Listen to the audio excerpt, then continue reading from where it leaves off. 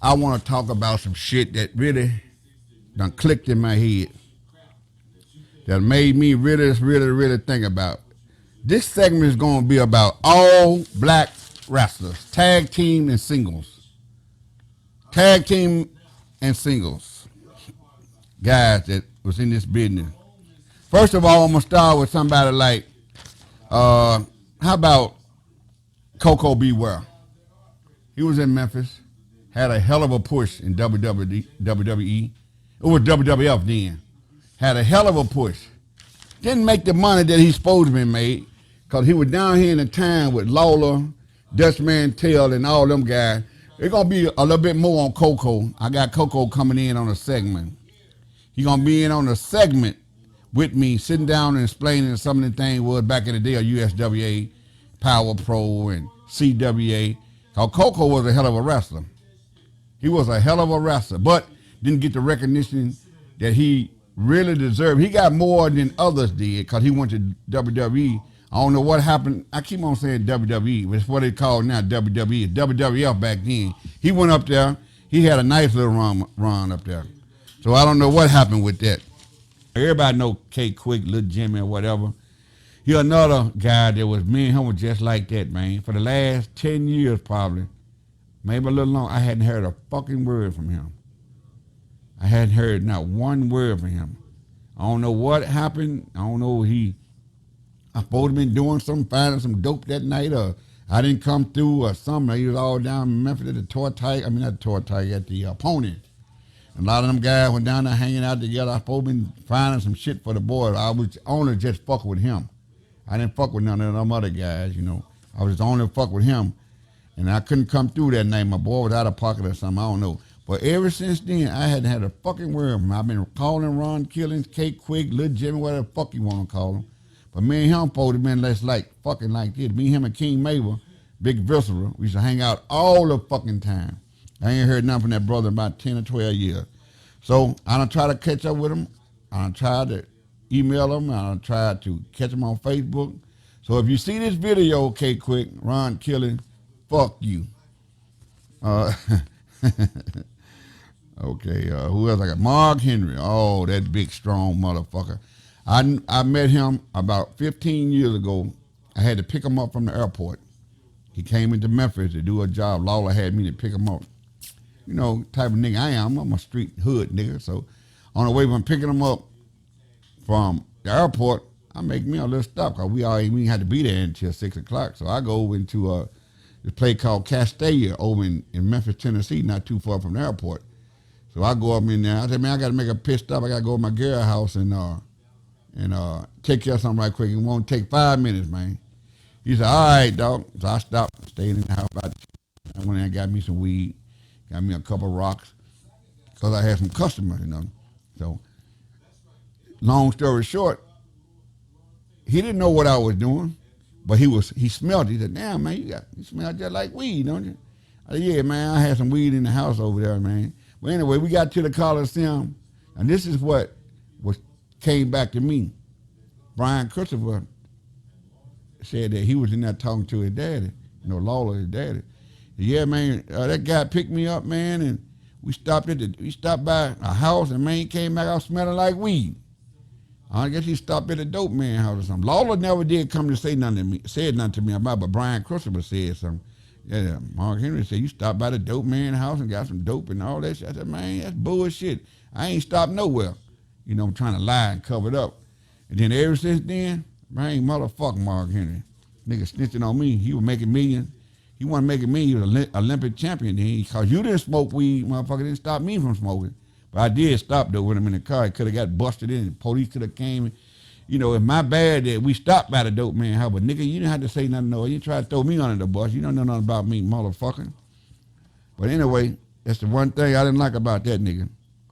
Sheldon Benjamin, cool guy. I met him, real cool, real super cool guy. But far as, you know, a lot of these guys that was black superstar that got a half-ass push in this game should have got pushed higher and higher. But my number one man, I saved him for last. I mentioned his name a couple of times. But Junkyard Dog. Wow. That was the most influenced guy to me as a wrestler. Never wrestle no more than 3 or 4 minutes at a time. I ain't never seen that man. I got a match with me and him and Dundee and somebody wrestling in Memphis. We was in the ring for 11 minutes, but Junkyard Dog was the #1 black joint athlete in the world. He damn near was bigger than Michael Jordan. For as his profession, not basketball, but in the wrestling game, Junkyard Dog was the man. I mean, TV commercial, cartoons, all kind of gimmick. I bet WWF made more money off that man than they paid him. Which I know, you know that what it is. But me and JYD were tight in pantyhose, 2 sizes small. But man, he had some demons. I had some demons. Man, I remember one night, y'all. I'm gonna tell y'all this story. This is honest truth. We were leaving the Mid-South Coliseum in Memphis, Tennessee one night. And there was a store called Amico.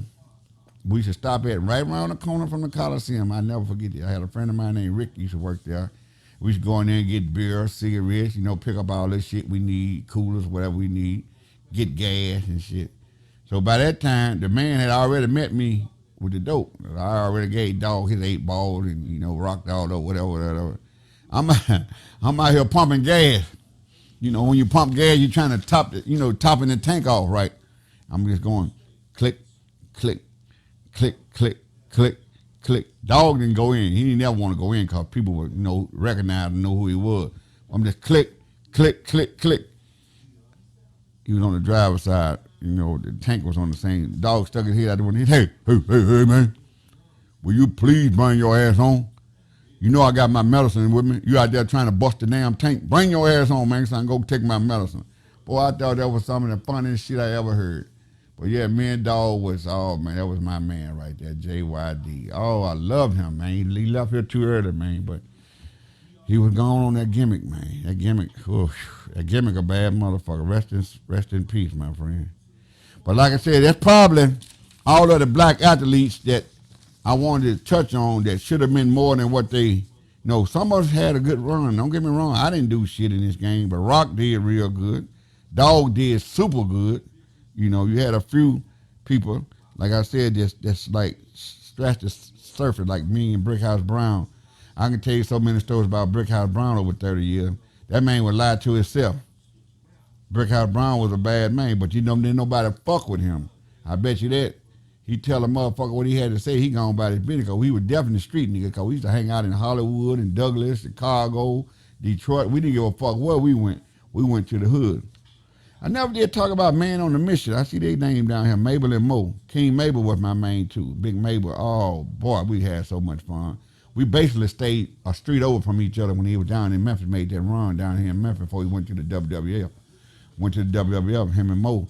They took Mabel and Mo, because when they first came to Memphis, Jerry seen them motherfuckers, gave them a hell of a push when they came to Memphis. Look at that man, 6'8", 500 pounds, doing spin kick, jumping off the second rope, leg spin. Where you gonna see a big motherfucker like that do shit like that? He used to tell me all the time. He said, Reggie, man, these motherfuckers make me wanna actually cry. Motherfuckers in WWF are always fucking with them. He told me the Undertaker was the main one, always fucking with him. Call them fat motherfuckers, and you trying to, because they always been the type of two guys that sit in the corner and be quiet. Mo just, with Big Daddy. Big Daddy was really carrying that team. We used to call him Big Daddy. Man, I remember a time we used to go to the casino. We could be up all night smoking, drinking. That's when I was smoking and drinking. And at Hennessy, I got them bottles of Hennessy that I've been had for almost 20 years, and I had something to drink. That pure white Hennessy sitting on that table up there. I've been having them in my props. I ain't got none of my guns laying out. I don't want to be too gangster around here. But he used to tell me all the time, he said, man, I want to quit this shit so bad, man. I want to quit New York so bad. I'm making good fucking money, but they keep fucking with me, talking about me and this and that. Big guys kind of be sensitive too, you know what I'm saying? But Big Daddy was one of the main draws up there, and they put 9 gimmicks on him. Could have left that one gimmick on him, at King Mabel, just like they did Kane, like they did The Undertaker, like they did, Stone Cold. They left them names on them motherfuckers for their whole career. But they going to change his name 4 or 5 times because he was shining too much. He should tell me, man, I get over so much. For my size, people don't believe I can move like this. I'm blessed. I'm blessed. Ain't nobody but the Lord made me like this, man. 6'7", 495 pounds, and can move like I move. But the Undertaker fuck with me so much, may have me want to quit. If I do something to one of these hunkers, these are the exact words. He gone home too, rest his soul. But me and him used to be just like this. Man, I sure miss him too. But he was a hell of a team. Him and Mabel and Mo. And then another thing I always hate about these funk ass promoters back in the day, when they see niggas doing real good, they will find some kind of way to break us up. Me and Brickhouse, for example, we were tag team for almost 2 years. Then they want to switch Brickhouse Babyface again. You know, Brickhouse was in Memphis forever. They want to break our team up. They wanted to break Man on a Mission, Mabel and Mo. They broke them up.